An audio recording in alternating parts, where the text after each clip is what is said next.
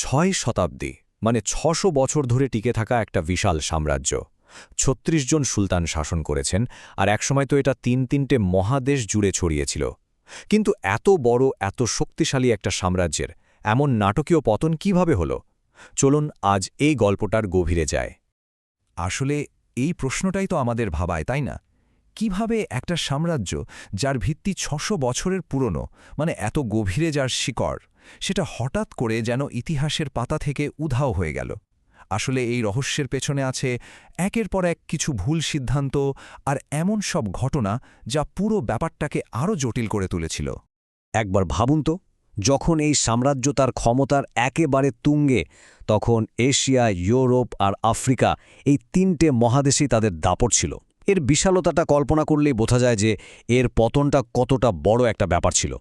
তবে সবচেয়ে অবাক করা ব্যাপার কি জানেন? এই বিশাল পতনের গল্পের শুরুটা কিন্তু হয়েছিল খুব ভালো একটা স্বপ্ন দিয়ে। একটা স্বপ্ন ছিল সংস্কারের, একটা সংবিধান তৈরির, আর সবার জন্য সমান অধিকার নিশ্চিত করার। এই টাইমলাইনটা দেখলে কিন্তু ব্যাপারটা পরিষ্কার হয়ে যায়।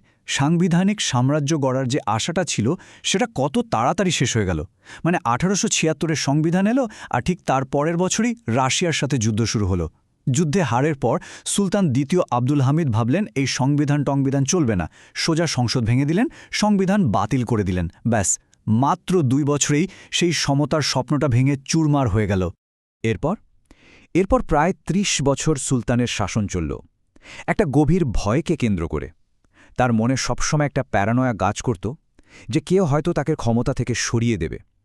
আর এই ভয়টাই তাকে দিয়ে এমন কিছু মারাত্মক ভুল করিয়ে নিল যা সাম্রাজ্যের জন্য কাল হয়ে দাঁড়াল।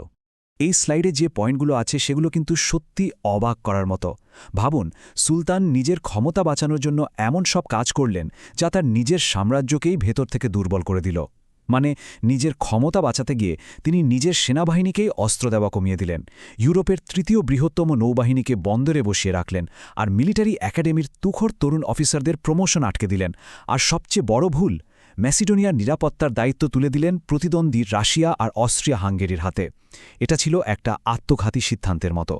আর এখানেই ইতিহাসের এক অদ্ভুত পরিহাসটা দেখুন। সুলতান যাদেরকে দমিয়ে রাখতে চেয়েছিলেন, তার সেই দমনমূলক নীতি এমন একটা গোষ্ঠীর জন্ম দিল যারা শেষ পর্যন্ত তাকেই ক্ষমতা থেকে সরিয়ে দিল।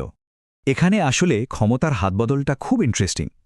মানে দেখুন, ইয়ং অটোম্যানস নামে একটা দল সুলতানকে ক্ষমতায় আসতে সাহায্য করেছিল, কিন্তু সুলতানের ভুলের কারণে ঠিক তাদেরই পরের প্রজন্ম, যারা ইয়ং তুর্কস নামে পরিচিত হল, তারাই আবার উঠে পড়ে লাগল সুলতানকে ক্ষমতা থেকে নামানোর জন্য। এবং তারা সফলও হল। আহমেদ নিয়াজির মতো নেতাদের নেতৃত্বে ১৯০৮ সালের ইয়াং তুর্ক বিপ্লব সফল হয়। এই বিপ্লবের চাপে পড়ে সুলতান তার একচ্ছত্র ক্ষমতা হারান আর সংবিধান ফিরিয়ে আনতে বাধ্য হন। কিন্তু সমস্যাটা হলো যে নতুন সরকার এলো, তাদের অভিজ্ঞতা কম, আর সেনাবাহিনী তো আগে থেকেই দুর্বল। এর ফল কি হলো? অটোমান সাম্রাজ্য তার প্রতিবেশীদের জন্য একটা সহজ টার্গেটে পরিণত হলো, আর এরপর শুরু হলো একের পর এক যুদ্ধের ঢেউ। এটাকে বলা যেতে পারে এক ধরনের আইডেন্টিটি ক্রাইসিস বা পরিচয় সংকট। ভাবুন, শত শত বছর ধরে মানুষ সুলতানকেই সবকিছুর কেন্দ্রে দেখে এসেছে। হঠাৎ করে সেই সুলতানের ক্ষমতা কমে গেল। এতে পুরো সাম্রাজ্যই যেন একটা বিভ্রান্তির মধ্যে পড়ে গেল, পথ হারিয়ে ফেলল। আর এই দুর্বলতার সুযোগটাই নিল বাইরের শক্তিগুলো। আর পতনের প্রথম ধাক্কাটা এলো ইতালির কাছ থেকে। ১৯১১ সালে তারা এই দুর্বলতার সুযোগ নিয়ে আক্রমণ করল, আর অটোমানদের হাত থেকে লিবিয়া কেড়ে নিল। কিন্তু এখানেই শেষ না। ঠিক তার পরের বছর ১৯১২ সালে এলো আরও বড় একটা আঘাত। বলকান রাষ্ট্রগুলো একজোট হয়ে আক্রমণ করল, আর এই এক ধাক্কায় অটোমানরা ইউরোপে তাদের প্রায় সমস্ত এলাকাই হারিয়ে ফেলল। ভাবা যায় মাত্র কয়েক বছরের মধ্যে বিশাল সাম্রাজ্যটা কিভাবে ছোট হয়ে এলো। একের পর এক হারে অটোমান সাম্রাজ্যের তখন কোণঠাসা অবস্থা, ভীষণভাবে অপমানিত। তাই তারা শেষ চেষ্টা হিসেবে একটা বিশাল জুয়া খেলল। সেই জুয়াটা ছিল প্রথম বিশ্বযুদ্ধ। তাদের আশা ছিল এই যুদ্ধের মাধ্যমে হারানো সম্মান আর ভূখণ্ড দুটোই ফিরে পাওয়া যাবে। তো তখন পরিস্থিতিটা কী ছিল? সাম্রাজ্যে দুর্বল, অপমানিত। ঠিক এই সময়ে ১৯১৪ সালের আগস্টে তারা জার্মানির সাথে একটা গোপন চুক্তি করল। আর এভাবেই তারা প্রথম বিশ্বযুদ্ধে সেন্ট্রাল পাওয়ার্স বা কেন্দ্রীয় শক্তির পক্ষে যোগ দিল। তাদের একটাই আশা ছিল, যুদ্ধে জিতলে পুরনো দাপট আবার ফিরে আসবে। কিন্তু এটাই ছিল তাদের সবচেয়ে বড় ভুল। খুব সহজ কথায় তাদের সেই জুয়াটা কাজে লাগেনি। প্রথম বিশ্বযুদ্ধে কেন্দ্রীয় শক্তি হেরে গেল, আর তার সাথে সাথে অটোমান সাম্রাজ্যের ভাগ্য চিরদিনের মতো লেখা হয়ে গেল। এই যে মুদ্রসের যুদ্ধবিরতি চুক্তি, এটা ছিল অটোমান সাম্রাজ্যের জন্য একটা ডেথ ওয়ারেন্ট বা মৃত্যু পরোয়ানা। এই চুক্তির শর্তগুলো ছিল মারাত্মক। মিত্রশক্তিকে অটোমানদের রাজধানী কনস্ট্যান্টিনোপল, মানে আজকের ইস্তাম্বুল, দখল করার অনুমতি দেওয়া হলো। শুধু তাই না, পুরো সাম্রাজ্যকে নিজেদের মধ্যে ভাগ করে নেওয়ার অধিকারও পেল তারা।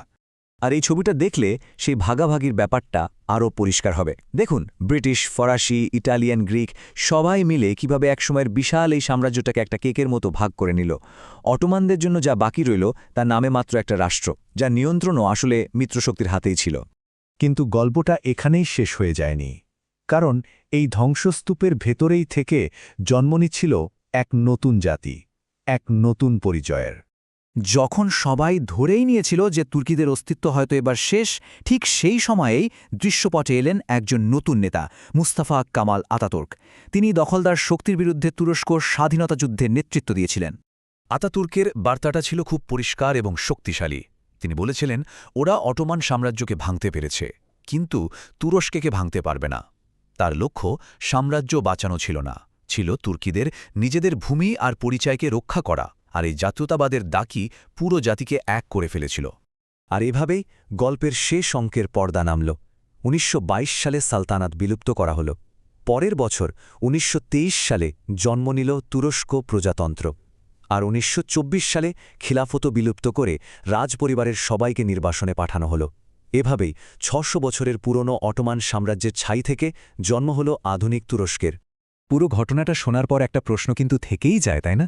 যদি সুলতান তার সেনাবাহিনীকে দুর্বল না করতেন, যদি সাম্রাজ্যটা জার্মানির সাথে প্রথম বিশ্বযুদ্ধে যোগ না দিত, তাহলে কি হতো?